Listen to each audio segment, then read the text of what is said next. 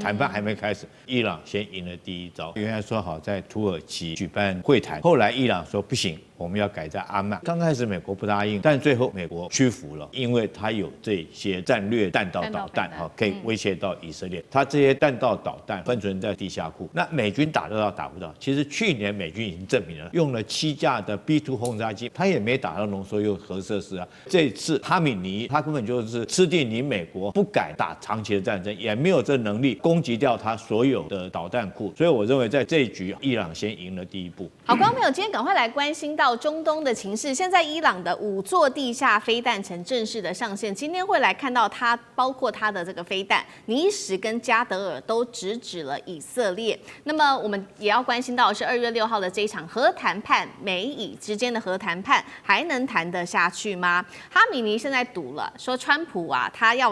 他打不起的就是长期的战争。那么如果哈米尼下注川普无法挡的是长期战争的话，他能够撑住美以联手的打击吗？今天就这些议题，我们会一起来做关心。好，3个火线话题，今天请来宾帮我们做解答。来看到的是伊朗的5座地下飞弹城上线，刚刚讲的这2款长程的飞弹射程直指以色列，美军即使他祭出他的空袭、他的特战，能否彻底摧毁掉伊朗的这个弹道飞弹库存呢？它的反击能力跟生存率到底有多高？第二件事情来看到了，现在呢，哈米尼也正式的说了，弹道飞弹计划就是我们的红线，是没有办法妥协的。那这一场2月6号的核谈判还能谈出一个结果吗？最后来关心的是，哈米尼已经压住了川普不会打长期的抗战的，那么这个哈米尼可以靠他的这些飞弹的库存，再加上在中东各地的代理民兵网络来撑住来自于美国跟以色列的打击吗？今天就这些议题，我们会一起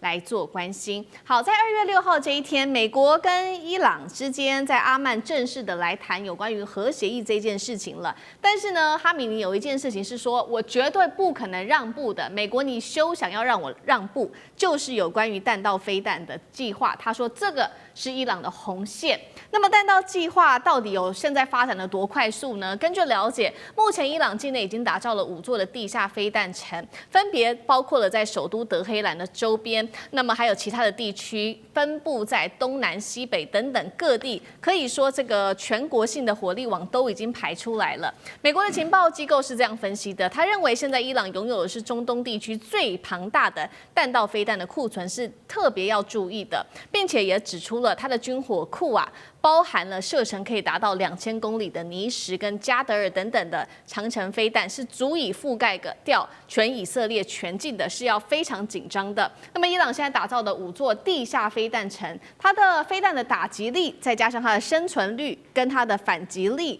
能够对美军造成多大的打击？张将军怎么看？我认为这个要看战场存活率有多高，因为现在伊朗经过从去年2025年6月的5月重锤之后，伊朗一共有花了将近7个月的时间来整建它的相关的军事设施。这个7个月的时间，我认为相对有限。那现在就是伊朗在做的，为什么要变成这个弹道飞弹地下化呢？就是为了战力防护、战力保存。那它能够达到什么样的效果？我认为这7个月还是不够的。是有局部的效果，但是并没有全面的效果，所以我认为是时间受限。但是如果能够给伊朗再给他1年，我认为这个弹道飞弹的地下武器库那就可以达到他真的战略的能力。那我认为现在只有战术的能力，还没有到达战略的层级。第二个，现在伊朗它是分散屯储，他们并没有集中弹道飞弹存储在一个地方。所以也会造成美国或以色列要对伊朗实施反制作战，会有这方面的困难度，并没有办法完全歼灭伊朗的弹道飞弹。那这是伊朗之利，所以伊朗它是有利有弊的。第三，我认为伊朗目前最欠缺的是空优，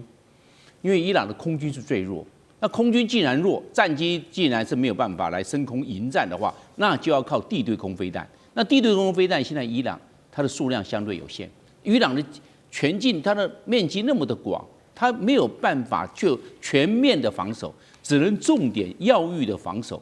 它只能部署，并没有办法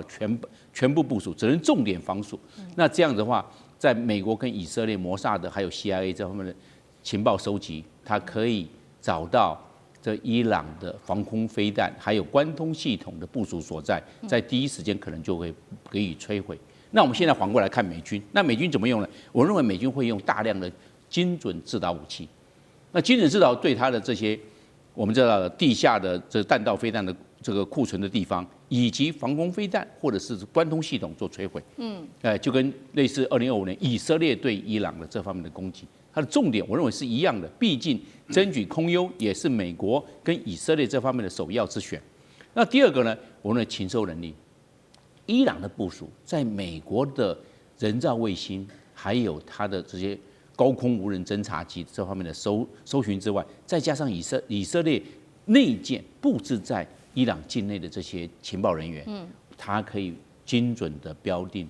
需要攻击、需要反制的这些位置，所以变成美国跟以色列因为情报优先，而在战争上、在作战能力上，也就提升了它的精准的度。另外一个，我认为打完之后不是就打完了，那就要经过战果鉴定。那战果鉴定，人造卫星跟以色列的人造卫星跟美国人造卫星也可以掌握战果鉴定，要不要再攻第二波次？攻这个作战的摧毁的程度到什么样的程度？是不是要再派第二波的兵力对伊朗的这些长程飞弹、弹道飞弹这设施，不管是尼什的或者是加尔德的长程飞弹来做第二波的破坏，那他们会做一个精准的评估。所以在这一方面，情报的优势跟空优的优势加起来，会对伊朗产生最大的压力。那我们来看，那我们总体来做评估，我认为是防空能力、空优来决胜。决胜。我认为如果谈判没有到达一定的妥协的程度，来获得了双方美国跟伊朗最大的公约数，那我认为美国动武的可能性非常之高。不然美国劳师动众，不管航空母舰或者是 F-15，还有C5A的银河式的运输机、西妖拐的空中霸王运输机，也包括美国的 F-15跟美国的 F-35逆冲战机都到了，还有包括 WC-135的侦测辐射层的，它都已经派到中东去了。那我认为美国动手的可能性，只要谈判破裂并没有达成共识，美国动手的可能性非常之高。从整个目前态势来看，所以我认为双方都有压力。伊朗有面对美国这个精准制导的压力，那美国也有想，要想一想伊朗的报复能力。它虽然没有空军去轰炸，但是它有弹道飞弹跟无人机。那这无人机对以色列的机场，甚至对以色列的这政治跟经济的设施，都会到达某种程度的威胁。我认为双方都有它考量的强点跟弱点。好，针对于伊朗的这个飞弹库，它有它的优势，就是它是分散的，但是它的缺点就是美国它掌握了情报跟整体的空优。那这样子同样的问题也请教永明老师怎么看？那2月6号的这一场，也就是今天的这一场核谈判，伊朗在这方面有多大的底气？老师怎么看？我们还是专注在这个弹道飞弹。以色列其实是在第3次中东战争，也就是在1967年，我们叫6日战争。阿拉伯国家把它叫6月战争。以色列叫6日，因为6个工作天打完了。那阿拉伯这边不是6个月，他是说那一年的6月。之后他大概就被认为开始拥有核子弹头。可是他没有试爆过。我们现在把世界上的核武国家，事实核武国都会把以色列算进去9个国家，大概估计它有80到200枚。2006年，以色列的总理在欧洲自己承认，他说伊朗很快跟我们一样会成为核武国，大家也没什么反应。可是面对以色列拥有核武，其他阿拉伯国家怎么办？弹道飞弹，尤其是中程弹道飞弹，所以伊朗是如此。沙特阿拉伯、沙特也是如此。那伊朗就看到，它空军很弱，它没有强空军，但是它有强的弹道飞弹。它从大概60年代、70年代就从苏联那边取得飞毛腿飞弹，自己发展流星1号等等之类的。那然后呢，到了2000年之后呢，它就开始在做往中程，那个时候已经有来到500公里。我们讲1000公里范围之内，这就叫短程；1000到3000，这叫中程。然后大概到了差不多流星3号的时候呢，这个大概就2010年到近期，他已经自己宣称是来到2000公里的射程，然后呢，大概是1500公斤，然后进入到大气层，因为弹道飞弹是要进入到大气层外，然后进入大气层的时候，大概已经是8马赫，精准度大概在30公尺范围之内。可是我们上一次看以色列跟伊朗之间相互交换弹道飞弹跟无人机的时候呢，还没有看到这个2000公里射程的中程弹道飞弹。可是呢，伊朗是有多数，大概统计起来至少14种不同的弹道飞弹，所以短程的都已经打到特拉维夫这边来了。因此它的弹道飞弹就是一种吓阻，就是一种反制以色列，因为它没有核子武器，那当然也是反制美军的基地。所以我们现在看到，就是当美国现在要跟伊朗谈核武的时候呢，伊朗就说绝对不可以把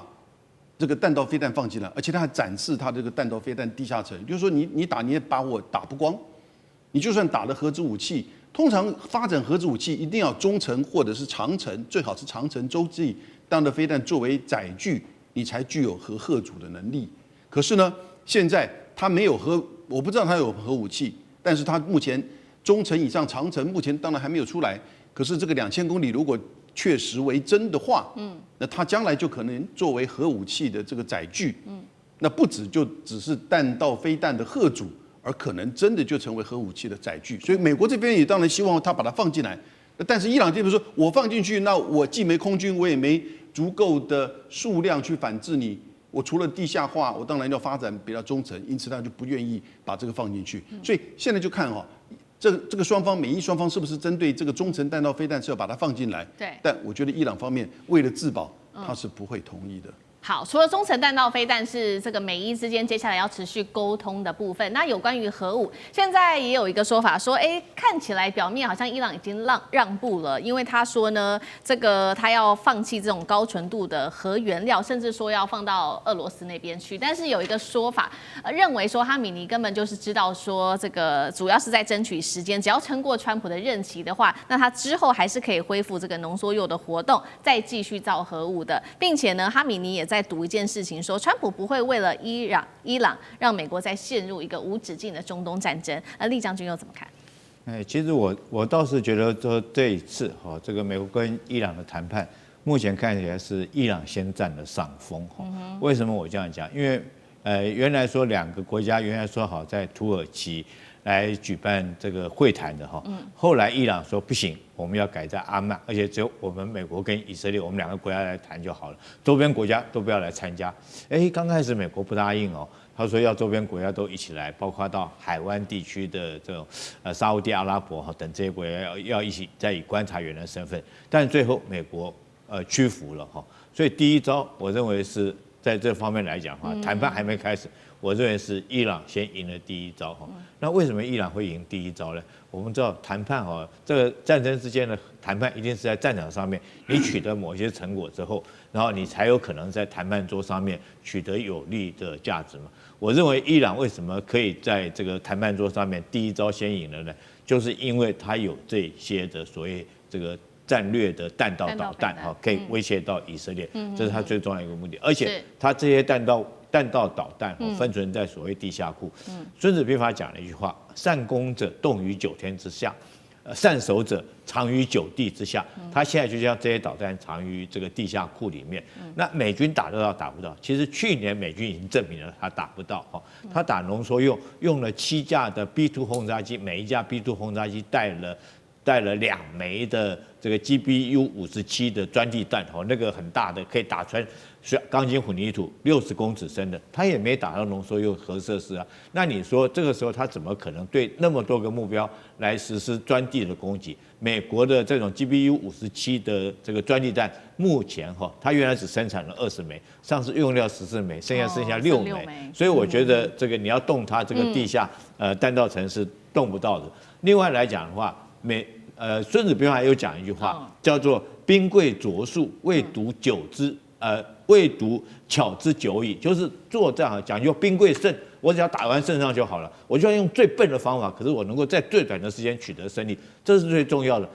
不是像是在变魔术一样变来变去，好像玩花销一样搞很久，你的后勤资源什么就一定付出很庞的代价。我们以美军来举例来讲，去年他打这个12天的这种以伊的战争，他进去1天就出来了哈，就轰炸完以后他就出来，他没有在那边多停留1刻，就打个卡就快闪。那委内瑞拉他是不是也是1天快闪？对。但是他在那边耗很久的战争，我们看到就是阿富汗战争，到最后他花了好几百亿的美金丢在那边，跟打水漂一样，最后还是兵老尸疲哈，最后回来。所以我认为这次啊，这个哈米尼他不是压住，他根本就是这个吃定你美国哈，不敢在这边打长期的战争，也没有这能力攻击掉他所有的导弹库，你根本就打不掉。所以我认为在这一局哈，谈判还没开始，我认为伊朗先赢了第一步。这次两人呢进行了一场长时间并且是深入的通话。那内容谈了什么？不止贸易，不止军事，包括台湾议题、俄乌战争，还有伊朗局势，全部都展开对话。而且在跟川普热线之前，习近平是先跟俄罗斯总统普丁视讯通话，等于1天之内呢跟美俄的领袖展开意见交换，这是一个蛮罕见的情况，不太常见。而且就在这个节骨眼上呢，我们看到这个南华早报指出呢，中国海洋的科考船叫做大洋1号，它现在现身在阿拉伯海，甚至呢逼近美军林肯号航母的活动海域了。大家都说林肯号不是已经把识别器关了吗？怎么大家都找得到它呢？这就很奇妙了。然后网络上呢，又突然出现了什么东西？大量的中国高解析度了，我们看这张图。大量的这个军用的卫星影像，而且里头清楚标示了几个关键的要素，包含林肯号的活动范围位置啦，还有这个美军 F-15E 部署的状况，甚至是爱国者飞弹的阵地等等都搭配了简体中文来做这个叙述。那么军事专家就怀疑了，中国是不是在向伊朗来提供一些美军的动态情报呢？因为类似的手法在之前的印巴战争其实也有出现过。想先请教委员，怎么看这一次川习通话？先谈到伊朗议题，接着又有这类的军事影像曝光，这是不是算是中国大陆对伊朗的一种非直接但是间接的一种军事帮助？中国有没有对伊朗提供什么协助？目前看不出来如果有都还看不到。这个网络上出现了自称高解析度的军用卫星这个解析度不高，所以不可能是中国大陆提供的军用卫星的影像。中国大陆没有这么拉惨了，一定更精密很多了啦第二个，中国大陆会提供军用卫星影像给伊朗，也不会公开，这很简单的道理。这是个商用卫星，那你说那个林肯号的位置不难商用卫星随便买都买得到你现在花点钱上去，商用卫星买都买得到，所以不是问题，因为体积太大了。爱国飞弹基地也基本上是很大的东西是，但真正这个军用卫星要的是那种很精准的打击的那种坐标线比这个精准太多了所以这显然就是一般的网络上到那个商用卫星网站里面去 copy 下来的而已了那这个伊朗这个即使是如此，能够有多大的力量去对抗美军？坦白讲没有，他没有那个本事所以有人讲说伊朗可能用1000架这个无人机攻击航空母舰，什么时代你大卫投死这个不是不成体量、不成品质的东西那你说伊朗的很多的这个导弹可以攻击以色列，以色列那样去打了不是问题啦以前人家觉得说以色列打不到，好像神话，不可能打不到，因为所有的拦截都有漏洞嘛。那你说这个靠这个导弹可以把以色列打垮，那也不可能导致伊朗的领导阶层，只要他的国家有人被收买，就跟委内瑞拉一样，领导阶层会被斩首行动。那以色列在这边很有经验，美国在方面也不遑多让。搞正规的他不一定行，搞这种阴暗面，这两个才挺行的所以美国现在可能整个加紧努力就像委内瑞拉一样一般演习，那 CIA 就不断的在底下搞各种活动去收买的活动。这个伊朗自己内部要警觉性一点但是伊朗这个国家贪污腐败横行，要做到这么廉洁的官员，那还真的不太容易所以伊朗的很多情报都像漏筛子一样连那个哈马斯的重要干部在你那边住都会被干掉，你可想而知伊朗这个内部有多糟糕所以伊朗自己就垫的吧。中国帮不了太大的忙了真的是帮不了太大忙。中国也不会把宝压在这个满清末年的这样的一个王朝手上，也不太可能不太可能。所以这个你说中国跟出手要管控中东危机，他做不到中国也没有必要去嘎这一脚，真的没有必要，对他也没什么好处啊。但是外交上当然会讲主权国家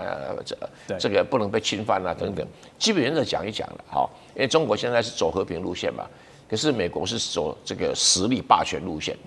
他为他的国家的安全，他会施展力量。中国即使为了国家安全，他也不会去动用什么力量。对台湾就是如此啦，对日本也是软趴趴的，所以你不希望他对中东很硬。好，就在此刻，原本周五呢要在土耳其进行的这个美伊的伊朗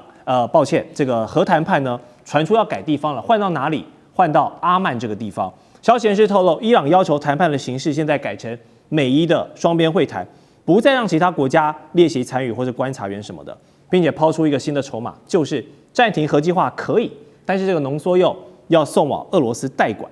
从交涉地点，从美伊的闭门会议到这个浓缩铀交给俄罗斯的种种这个3件套，我想问一下赖老师，怎么解读伊朗的这个要求？葫芦里在卖什么药？伊朗在测试美国是更想打还是要更想谈因为刚开始伊朗提出这个新的要求的时候因为原本已经讲好了2月6号就在伊斯坦布尔来举行会谈，但是后来伊朗突然间改变了，他要求说改到阿曼来举行会谈。美国刚开始的时候是反对的，彼此之间激烈到就是说那就不谈了。那伊朗的态度也就是说那就不谈嘛，该打就打嘛结果后来美国还是同意伊朗说好，那我们就2月6号改在阿曼谈。这代表什么？代表美国川普是更想打，更想谈的，没有更想打那一方面可能他的军力还没有完全到，二方面美国要在这一次跟伊朗的冲突中，美国虽然完完全可以重创伊朗的军事设施跟这个革命卫队或是军事能力，但是美国很难像在这个对委内瑞拉在加勒比海那个地方能够毫发无伤的全身而退，美国可能很难做到。可是如果美国的军舰或者航母或者是美国的战机被伊朗打下来，或者被伊朗击中，那这个是大事这个对于川普在国内，还有川普他本身在这个年底的期中选举是绝对不利的影响，特别是如果这个画面显露出来，例如说他的船、他的军舰被打了一个大洞，他的航母的战机被打掉几架，或者人员的伤亡，那这个对于美国来讲是一件大事。我们在强调，他可以把伊朗做非常严重的摧毁但是问题就在于他能不能像在对于马杜罗的那个行动毫发无伤，这个真的是很困难。好。那我们看到伊朗这一次的态度改变了，而且很强硬。第一个，伊斯坦布尔，土耳其跟伊朗的关系并没有那么好。那对于伊朗来讲，他宁可选择一个更中立的，就阿曼，所以这个对于伊朗来讲，在谈判的地点上对他是有利的。第二个，原本的谈判是1对1，然后就是2方谈判，还有一个就是3方谈判。另外一个就是多方谈判，要进行这3种形式。那2方谈判就是美伊的谈判，3方谈判就是土耳其当作主持人、东道主来主持两边的谈判。还有一个多方谈判，就是包括埃及、卡达巴基斯坦，还有阿联酋、沙特阿拉伯等这6个国家都来，而包括巴基斯坦。巴基斯坦跟伊朗的关系也并不和睦那这些多方谈判里面，对于伊朗都处于比较不利的地步，所以对于伊朗来说的话，他要求的就是我跟你美国自己谈，单独对谈，那就其他的不用参加了。那美国也同意了。好，接着就是议题了。本来美国设定4个议题，一个是浓缩铀的议题，一个是核能，一个是那个核武发展的议题，一个就是有关于它的中程导弹的问题，另外一个就是资助其他的盟邦。例如说，包括真主党或者胡塞组织的问题，本来要谈4个议题，伊朗说只肯跟你谈1个议题，那就是浓缩铀的问题。所以美国也同意了。那这代表什么？代表也就是说，伊朗在初步他在谈判的过程里面，他略占上风。那当然之后的演变要看他们彼此之间在角力的过程中又会发生什么事，也要看美国的军方的力量是不是越来越多的已经赶到了这个地方，要对伊朗形成极限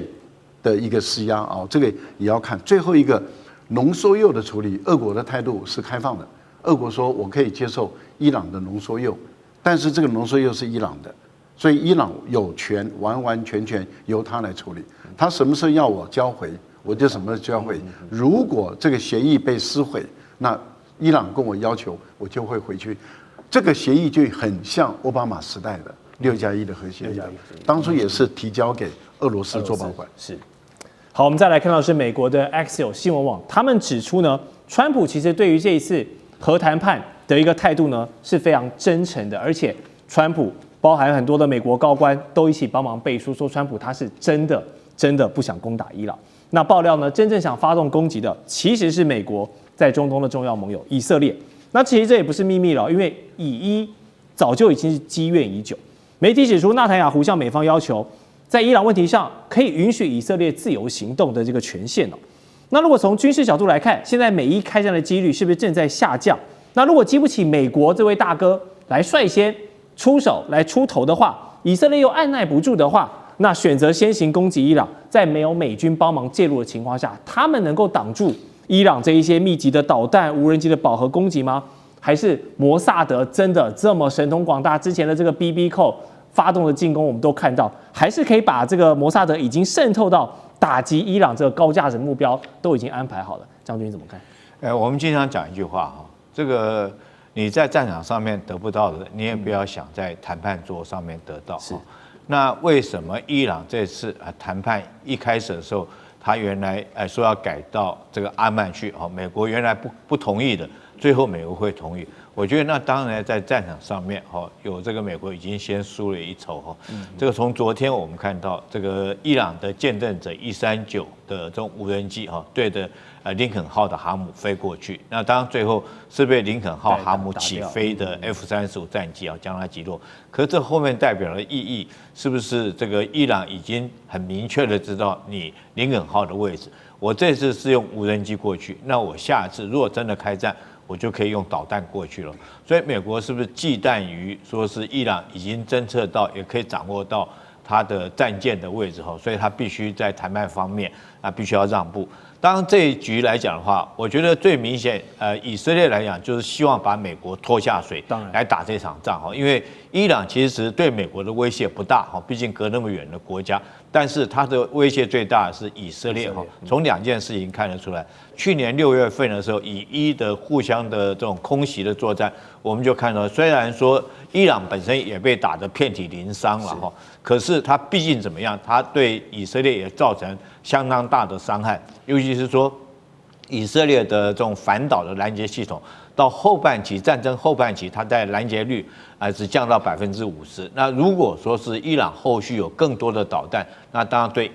伊朗是这个对以色列来讲绝对是一个很严重的一个打击。另外这次很明显的，如果说是伊朗真的是发展出来这个核武器的话，那当然它首要的目标就是对着以色列。第三个，我们经常讲，这次谈判还有一个条件，就是说这个伊朗不可以支持它的在中东地区的民兵武装组织，包括哈马斯包括到胡塞组织包括到黎巴嫩真主党。但是这些组织是对谁威胁最大？当然是对以色列威胁最大。那如果说是伊朗率头攻击的话，我们不敢说以色列可以获得全胜，可是最起码不死也半条命所以以色列来讲，这是很明显想要帮美国拉下水。但是我觉得川普也不是笨蛋，他纯粹就是商人，他知道这场仗打下去对美国不见得是有利。所以我认为说，从美国答应谈判地点改到阿曼可见的美伊双方的开战的条件已经下降。那现在来讲，我觉得美伊双方互相再给对方一个台阶能够下来让这场战争不要发生。那如果说美伊双方台阶互相下来，我觉得最着急的就是以色列这个国家他一直希望，他甚至于放话，他放了2句话这个纳坦雅胡说，他宁可挨700枚的导弹攻击，他也要颠覆何梅尼这个政权。从这句话就知道他的决心。那第二个，他现在讲的话是说，如果你美国不打，我就带头打。可是我觉得以色列讲这种是空话了这个他如果说美国不带头打的话，以色列现在他没有远程的攻击能力来讲的话，是做不到的，纯粹就是想要把美国拖下水。好，所以观众朋友今天特别来关心到中东的战火现在进入倒数，尤其今天关心到的是伊朗现在祭出了它的射程高达1000公里的新款的导弹亮相，中国大陆现在传出有暗中帮助伊朗吗？再来就是俄罗斯是否也有介入？美国航母危在旦夕。今天就这些议题我们会一起来做关心，3个火线话题，我们今天请来宾来特别帮我们做解答。首先今天会来关心到是伊朗的无人机逼近了林肯号之后呢，是直接被美军的 F-35给击落下来了。另一方面，革命卫队试图在另外一头呢强行扣押美国的油轮。中东战事现在被说是一触即发，美军能够掌握局势，避免战火全面蔓延吗？这是第一个问题。第二题我们会来关心到是在中国大陆的部分，它的一艘科考船现身在阿拉伯海，网络上现在还流出了一系列的卫星影像，在这个卫星影像当中是以中文标示了许多美军在它的武器中东的部署，这是中国公开支援伊朗提供给他灰色的情报吗？那美军又如何反制这一场情报战呢？最后我们今天也会来关心接下来的要在2月份特别关心，就是2月6号美国跟伊朗会来谈这个核谈判，而在核谈判正式的进行前，我们看到伊朗直接抛出了他愿意承诺的事情，包括暂停他的核计划，浓缩铀会送往俄罗斯。川普则是要求说3个东西你要停核、限制飞弹，这是第2个。第3个，也停止支持中东的代理人。这一场在2月6号的核谈判到底能不能成功？今天就这些议题，我们会一起来做关心。好，美伊关系现在到了随时开战的一个边缘的临界点了。3号来自于美国军方亲自的证实了，说有一架伊朗的无人机，这一架是夏德139，在逼近阿拉伯海的时候遭到了。在阿拉伯海林肯号的航母附近的时候，立刻是被 F-35战机给击落了。另一方面，我们则是看到伊朗则是试图登上了一个他看到的悬挂美国国旗的油轮进行扣押，战事现在看起来是剑拔弩张。另一方面，中国大陆有出手相助伊朗吗？来自于南华早报的报道说，看到了大陆的科考船现身在逼近林肯号的附近。再来就是我们今天要特别来看到这一张图了，这个是网络上特别流出来的大量的来自于中国大陆卫星的高解析影像，并且在这个上面我们可以看到有许多的中文字，在这个中文字当中，特别是中方标示了说美国的林肯号还有美军的E-15战机跟它的爱国者飞弹部署的地点，被军事专家解读中国可能在向伊朗提供美军的动态情报。他认为这样子的手法其实类似于过去的印巴战争。那么在同一时间，我们看到伊朗的部分则是祭出它的重型的反舰导弹，这一款是阿布马赫迪，射程1000公里的弹头，重达400公斤。现在根据了解，只要2枚就可以击沉前方美军9000吨的驱逐舰。所以节目一开始要特别请教干哥怎么看了？中国真的出手帮助伊朗吗？那如果是有帮助的话，是否提供在这上面的情报战？美军接下来会如何来做应对呢？再来就是反舰导弹，刚刚说射程高达了1000公里，代表美国在中东部署的这个林肯号航母是逼近危险的吗？干哥怎么看？当然是危险，但我们要知道，伊朗这次它无人机逼近了林肯号，这就是一个讯号。为什么？因为大家在想说，已经相安无事，你们不是已经上谈判桌吗？现在到底是要在伊斯坦堡啊，伊朗、美国的官员高阶他们都要见面啊，对不对？那现在到底是谈到什么地步？可是伊朗无人机怎么会在阿拉伯海出现？然后而且好像接近了林肯号，这事情意义很重大。不过伊朗他宣称说，这个我们是什么？我们这个是一个商用的无人机，它走在自己的航道上，根本没有逼近美国。当然讲要这样讲，但我要讲的一个重点是什么？你要知道 F-35，其实无人机到了你的头上的时候，你大概才会发现它。F-35是距离100公里，航空母舰战斗群100公里之外把它击落的。也就是说 ，F-35它的态势感知完全发挥作用了。你在空域里面有任何的动作，有任何的物体进来 ，F-35它被训练，它的 know how 就是你一定要知道，在你身边周遭200-300公里范围之内突然出现了飞行器，它抓到了，大家就知道了。美国的技术我们还是必须要认可的。他抓到了，他不是用眼睛看的，因为你看不见。他抓到以后，然后飞行员直接下判断这是无人机。为什么？因为它的雷达横截面要比隐形战机还要大。大家听得懂吗？无人机这么小，雷达横截面怎么会比隐形战机来得大？因为隐形战机是逆中的，你在雷达屏幕上面看的，只像一个小鸟一样。但是如果说是在那个无人机，因为无人机有螺旋桨，那个是非常不逆中的，他马上就判断这个是无人机，打。用怎么打？用 AIM-9响尾蛇飞弹打 ，AIM-9X 响尾蛇飞弹把它打下来。所以说句实在话，我觉得美军在第一次接触上面，他就已经有逮到了。但是我们也必须要承认，就是说，万一不是一架的时候 ，F-35就应付不了了。这个时候，舰队防空就要启动。什么叫舰队防空？舰队防空就是神盾驱逐舰的防空系统完全要启动，标准3型跟标准6型飞弹全部要上啊，要拦截。这个画面会不会发生？很可能在下个礼拜就会发生，就是在我们中国人过新年的时候，很可能就会发生。然后我们现在再来讲阿布马赫迪飞弹，这个飞弹我坦白跟各位讲好，这就是中国技术的援助。为什么？它的射程1000公里，然后它弹头400公斤，这个完全是长剑10型的翻版。长剑10啊，我最近有拿那个轰6它身上的长剑10给大家看，它就是长程巡弋飞弹，但它也有可能阿布马赫迪也有可能。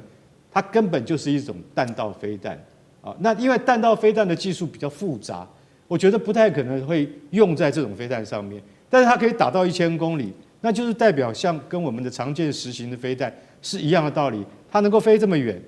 然后呢，它飞这么远，它还弹头威力有400公斤。它要是一颗打到你美国航空母舰的话，是打不成的。所以这边我必须要先强调，400公斤的弹头打不成的。为什么？因为美国航空母舰总共11艘，每艘都是10万吨级的，你要2颗到3颗以上打中它，才能够把它打残啊。所以说，其实反舰飞弹它其实有一个，就是说怎么讲，就是说心理因素会比实际集成要来的有用。所以你就会看到说，阿布马赫迪真的是已经要他说你看2枚就可以集成驱逐舰没问题，但是你要打航空母舰没有那么简单。不过最重要的是目标或怎么获得，这里面绝对有中国技术的协助，所以我觉得如果真的开战的时候，大家要小心了。如果伊朗真的能够逮到美国的航空母舰战斗群的话，中国在这后面一定出了很多力的。同样是中国的角色，特别请教苑老师怎么看？现在是说中国也有暗中提供伊朗在情报上面提供给伊朗，老师又怎么看？对，那个刚刚提到阿布马哈迪的这个导弹的时候呢，是伊朗拿出来，大家以前的话呢说的不多，但是这个非常有可能是中国的技术援助啊。然后这个俄罗斯当然也有一些提供一些帮助啊。但是这个整体来讲的话呢，就是分成了几个方面哈。第一个的话呢，我个人看法觉得说有中俄的联手啊，就基本上是唱一场双簧给美国看了，啊，因为呢，他们之间的做的，大家的评估啊，就是美国没有这个能力，也没有这个决心啊，也没有这个理由要跟伊朗之间就是开战，更不要说是地面的战争。所以说，从这个角度来讲，这个伊朗的这个存在啊，目前这个情况下，这个策略是很明显的，就是让俄罗斯先走一步啊，然后中国本身呢在暗中资助，然后做什么事情呢？就是说呢，要做事情呢，就是他们整体来讲啊，就是希望中东的局势啊不要有伊朗的消灭啊，因为伊朗如果消灭的话呢，大家有没有听过一个名词叫抵抗之湖？就是说原来的话呢，就是伊朗的代理人战争，就是从一开始到从哈马斯一直到这个叙利亚到伊拉克啊，然后到了胡塞武装什么的，全部都是伊朗支持的。那这些的话呢，都陆陆续续被以色列加美国的联合作战的方式击溃，所以伊朗变成最后一个堡垒。因此在这种情况下，你说伊朗怎么可能没有中国跟俄国的支持？伊朗原来就是俄国的一个小老弟，俄国对伊朗的支持长期以来就是冷战中的一个重要标志。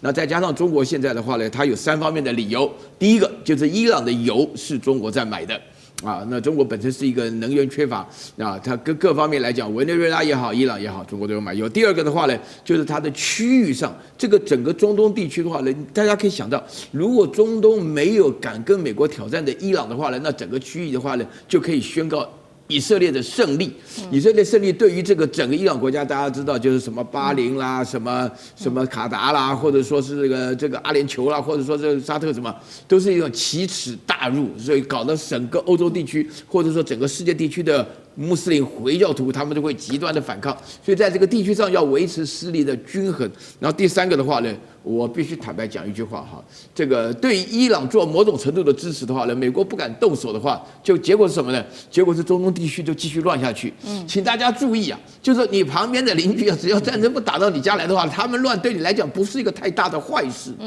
这个当然讲这个话不道德了啊，可是实际上也是这种情况。所以大家看到说是我们基本上的话，如果说你不管，如果中国有能力不管，那俄罗斯现在这么艰苦的情况下，他也管不住的话，那中国不适当的施出援手的话，如果伊朗真的没的话，那还得了啊？整个中东地区就是美国加以色列的，那以色列做事是非常狠的，对不对？至于说是川普提出来的条件呢，我觉得说废核跟废弹的话呢，都不太可能。因为现在的话呢，经过这一次这个俄乌之间的冲突以后，大家发觉乌克兰最大的措施就是十几年前把自己的核武器都不要了。所以任何情况，现在没有人敢惹北韩了，没有人敢惹，为什么？动不动就给你来个，但是有浓缩又不用了，也不行，一定要有导弹。所以说前面两个，至于说代理人战争早就结束了嘛。好，谢谢苑老师。确实延续聂老师刚刚帮我们特别提到的，就是美国川普现在特别提出来针对伊朗2月6号要进行的核谈判。3个条件当中，刚刚岳老师帮我们特别提到，除了要废核之外，还要限制它的弹道飞弹的发展，最后就是支持这个停止支持中东的代理人。川普说了，如果在2月6号这一次谈不拢的话，就会有坏事情发生。那伊朗这个时候也祭出他的一些善意啦，伊朗是说他会暂停核计划，并且把浓缩铀送往俄罗斯去。接下来我们请聂老师来带我们看一下俄罗斯的角色。另外就是2月6号的核谈判到底有没有机会谈成 ？OK， 我觉得不管是人与人、团队与团队或者国与国之间，在进行谈判的时候，说实在有3个步骤，我是这样认为哈，就是这2个方呢，一定是一开始的时候有一方可能比较强，他是用攻击性的角度，可另外一方可能防御，但他也够强的话，他也可能会攻击，但最后呢，一个方式就是你防御也防御不了，就是投降嘛。我现在觉得美伊这边的谈判呢，是陷入一个这样的一个情况。就是我们讲说，以这个喊出声量来讲呢，伊朗其实在军事上、霸权上绝对赢不了美国，美国基本上是步步为营啊。但伊朗当然也释出了非常的讯号，说反正呢，不管怎么样，誓死抵抗到底。那是之前，跟照美国军事实力绝对是高到一定国家之上。那么而且呢，他的霸权呢，甚至他呼朋引伴的这个盟友的这个这集结地位也是比较有。因此，他如果继续的给这个伊朗一些威胁的话，伊朗当然最后还会选择你刚刚讲的所谓的善意。可是重点是善意要多善意，如果走到第3个叫 surrender， 就完全投降，我相信也不太可能。就像2战之后呢，日本呢讲不好听点，你已经这个是一个战败国，而且呢以前这么多的这个罪行，那当然你不能再有攻击武器，当然还是给你有一个保命叫做防御部队，叫 defense， 就他们的 national guard defense 防御部队。那我的意思就是说，美国常常会用他的霸权要求他的对手说，你就给我完全的投降。可是你知道，伊朗也不是一个所谓的这个三脚猫的很差的国家，只是碰到你这么强权，他当然会担心，因此他会谈另外一个方案。那刚才这个您可以看到，不管媒体上讲或者刚刚思明讲的，美国要的3样东西，第一样叫做终止核子计划。这个终止这不一样 ，terminate 是完全停哦，这就是投降概念。所以呢，伊朗会抛出一个说我们暂停核计划，而且他还丢出一个我把浓缩铀送到俄国，那他有个小小保护伞，因为这2个国家实际上都是有当然美国不是就比如以伊战争的时候，他们都有所谓的代理人战争，他有前线代理，有后线代理，他可以也就是他要帮这些代理人去贡献，或者呢帮后面都有可能。他是前线代理之前，我们大家都知道黎巴嫩真主港也好啊，胡塞组织也门啊，或者巴勒斯坦这个哈马斯，还有呢像以前的委内瑞拉，当然像那个伊拉克等等都算。他背后还有2个核武大国，北韩、俄国。当然说不好听，还有一个中国，慢慢隐形。中国只是忍着不讲话，其实他也会释出的偶尔的提供资讯啊，这个跟这个印巴战争一样。当然，美国那一方呢，现在不是而是美国直接跟他，所以他没有所谓代理人，他当然会跟他讲说，你必须要这个停止支持中东代理人。其实我觉得这个要求呢，就是他希望怎么样呢，让这个伊朗呢不会再给这个美国未来造成他中东的一些阻碍了哈。当然，限制飞弹也是一样的道理，这个最少你不会每次我要打你，我比你大比你厉害，你还有时候还威胁我一下，这个川普也不爽了。好，那最后讲到他把浓缩铀送到俄国，这个是一个我觉得那有人说这是一种外交策略，我觉得这是一个保命策略了，因为他毕竟他是代理人，这个他幕后的一些主要的这个护盘者呢，他还是觉得他们多少还是有点力量可以保护他的未来的生存，是，所以这是一个保命策略。那当然也就是他预留他未来的一些生存的空间。那么我最后要讲说，美伊这样我的分析说，这样的一个这个谈判，美国步步为营，他又有霸权在手，又有军事实力，又有盟友的这些力量，会不会最后这个成功呢？基本上啊，我觉得最后还是会成功的。伊朗最后还是会让步，毕竟呢，你打的就是可能美国真的。这个当美国也会自伤，对不对？打人这个1/3也自伤，打人7分自伤3分。可重点是，大家到最后都会形势比人强啊。就是说我发现你一定要做动手，我还是会一些让步。因此，我觉得这个未来的成功的几率还蛮强的。但是伊朗它还是要必须我刚刚讲的，它已经无法攻击，它最少还是要保密，还是要有未来的防御的一些保命的未来的预留空间。地缘政治、美中之争。战略价值，强权崛起，小国生存，现在与未来洞悉事件走向，掌握世界脉动，全球观点尽在环球大